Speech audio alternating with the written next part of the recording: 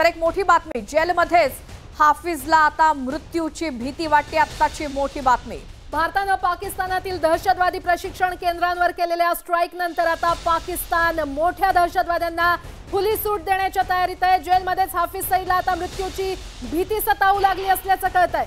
भारतीय लष्कराची हाफिजनं चांगलीच धास्ती घेतलेली आहे, त्यामुळे आता तुरुंगातनं बाहेर पडण्यासाठी हाफिजचा आटापिटा सुरू असल्याचं देखील माहिती मिळतेय। त्यानंतर आणखी एक मोठी बातमी, ओमर अब्दुल्ला हे आता पूंछ आणि राजौरीला भेट देण्याची शक्यता आहे।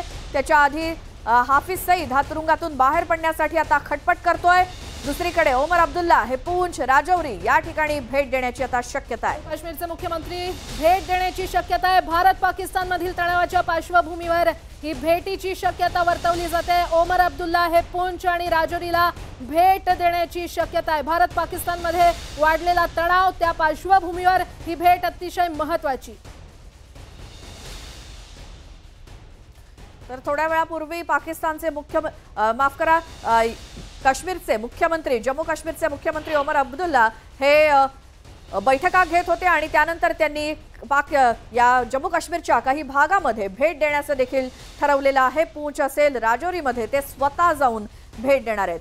या सगळ्या संदर्भात आपण बोलतोय मगाचपासून निवृत्त मेजर जनरल अनिल बाम आपल्या सोबत आहेत।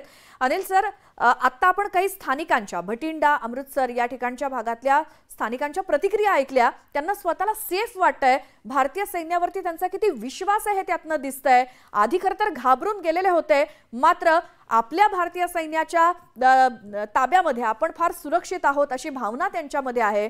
अशा वेळी काय नेमक्या भावना असतात या सगळ्या सीमेवरच्या लोकांच्या, आसपासच्या, आणि त्यांना काय सूचित करावं लागतात त्याच्या परिस्थितीला?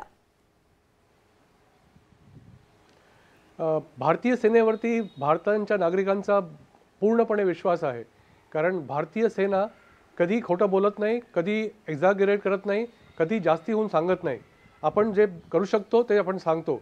आणि या सगळ्या एरियामध्ये ऑपरेट केल्यानंतर मला माहिती आहे की तिथल्या नागरिकांचं सैन्याबद्दल किती महान रिस्पेक्ट आहे। ते लोक आपल्याला किती मोठ्या दर्जावरती ओळखतात, कारण त्यांना माहिती आहे की भारतीय सेना नॅशनल सेना आहे आणि त्यांचं ते हमेशा प्रोटेक्शन करतील। आपण पाहिलं रिॲक्शनमध्ये बायका होत्या किंवा माणसं होती, त्यांनी म्हटलं होतं की इथे आतेही कितना नुकसान होना था, पण त्यांनी पाहिलं होतं की जितके मिसाइल्स असो की ड्रोन्स असो जे पाकिस्तानने लॉन्च केले होते ते सगळे हवेमध्ये संपवले गेले होते आणि त्याचे डस्ट फक्त जमिनीवर पडली। जर का ते ड्रोन्स अटॅक झाले असते तर नुकसान खूप झालं असतं। मी तर म्हणेन की जे ट्रेनिंग लेवल्स आहेत इंडियन आर्मीचे आणि स्पेशली आर्मी एअर डिफेन्सचे, आपण आज पाहिले आहेत, आर्मी एअर डिफेन्स असो किंवा एअरफोर्स एअर डिफेन्स डिपार्टमेंट असो, ह्यांनी खूप मोठी कारकिर्दी केली आहे। आणि जे इक्विपमेंट आपल्याकडे आहे ते आपण पाहिलं आहे की विदाउट फेल ते 3 दिवसापासून कारवाई करतायत आणि प्रत्येक जे एअरबोर्न ॲम्युनिशन आहे किंवा एअरबोर्न स्ट्राईक कॅपेबिलिटी आहे त्याला आपण पाडून कम्प्लिटली नष्ट करतो आहे।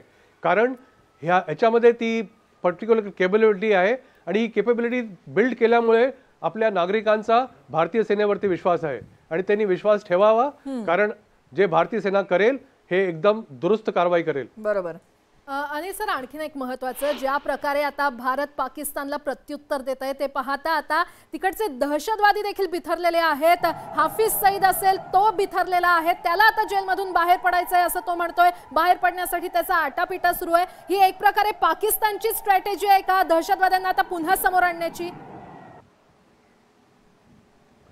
पाकिस्तानला काही गत्यंतर नाही आहे, जेव्हा त्यांना माहिती आहे की ते प्रोटेक्शन करू शकत नाही। हाफिज सईद हा ओपन अरेस्टमध्ये आहे, एका बंगल्यात राहतो, रिटायर्ड पॅरा कमांडो त्याचं सुरक्षा करतात, म्हणायसाठी फक्त अंडर अरेस्ट आहे। सगळं चालतं, फॅमिलीज येतात, भेटतात, लोक येतात, मीटिंग करतात, अरेस्टमध्ये असो की ओपनमध्ये असो, हे याच्यानी भारताला काही फरक नाही पडत। आपल्याला त्याचे कोऑर्डिनेट्स माहिती आहेत, आपल्याला जेव्हा त्यांना संपवायचं आहे आपण त्याला संपवणार। आणि आपण बातमी ऐकू की ह्याचा हाफिज सईदचा पण खात्मा झाला आहे, बाकी लोक हळूहळू संपतायत। जे 3 मेजर जमात आहेत जे भारताविरुद्ध कारवाई करतात, हिजबुल मुजाहिदीन असो किंवा लष्कर ए तैयबा असो की जैश ए मोहम्मद असो, ह्यांचे जितके पण आका आहेत हे आपल्याला आपण ओळखून आहोत। त्यांचे टार्गेट बेसिस आपल्याला माहिती आहेत, त्यांचे शेल्टर हाऊसेस आपल्याला माहिती आहेत हाफिज सईदला सोडणं पाकिस्तानला करावंच लागेल, कारण ते स्वतः त्याला प्रोटेक्ट करू शकत नाहीयेत. त्यांना उलट बरं वाटेल की जर का हाफिज सईद ओपनमध्ये राहून मारला गेला तरी ॲटलिस्ट बाकी आपले जे प्रोटेक्टिव्ह फोर्सेस आहेत ते तरी वाचतील. मी तर म्हणतो तुम्हाला जे करायचं आहे करा, आम्ही त्यांना टिपून टिपून संपवणार आहे. बरं.